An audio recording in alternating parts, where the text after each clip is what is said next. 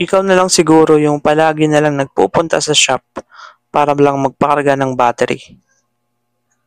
Bakit hindi mo subukan to? Yung ating 12 volts na battery charger. Pwede sa motor, pwede rin sa sasakyan, basta 12 volts. Napakaliit lang pala na itong device na to, guys. Kasyang-kasya sa bulsa mo.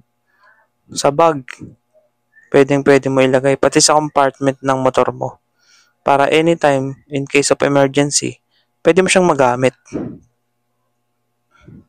Ganito lang pala siya kadali gamitin, no? Yung black na alligator sa negative ng iyong battery. Yung red na alligator clip sa positive naman ng battery.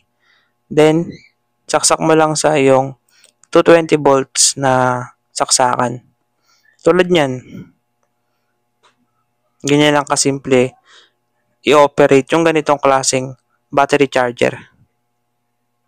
Guys, marami nang bumibili nito ng ganitong klaseng charger. Kasi nga naman, bukod sa napakamura lang, madali lang siyang gamitin. Pwede mo siyang dalhin kahit saan. Diba? Tsaka, talagang nakaka-charge siya ng battery. Sobrang mura lang nito, guys. As in, napakamura. Kaya wag mo nang palampasin yung opportunity. Ako na nagsabi sa inyo, mga boss. Ayan, para hindi na kayo lumayo. O, di ba mga boss, nakaka-charge talaga siya ng battery. Kayang-kaya niya, oh. Kahit yung LED natin. Yan mga boss, oh, pwede siya sa kotse, jet ski, motor. Basta 12 volts na battery, pwede siya.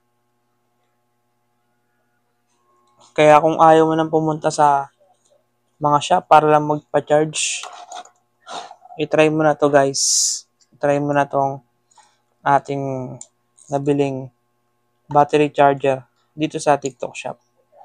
Yan, meron siyang LED indicator light. Alligator clip niya, yan, makakapal. Malaki. Ito yung plug niya. So, ilalagay ko na lang to dyan sa yellow basket natin sa mga gustong mag-order ng ganitong klaseng battery charger.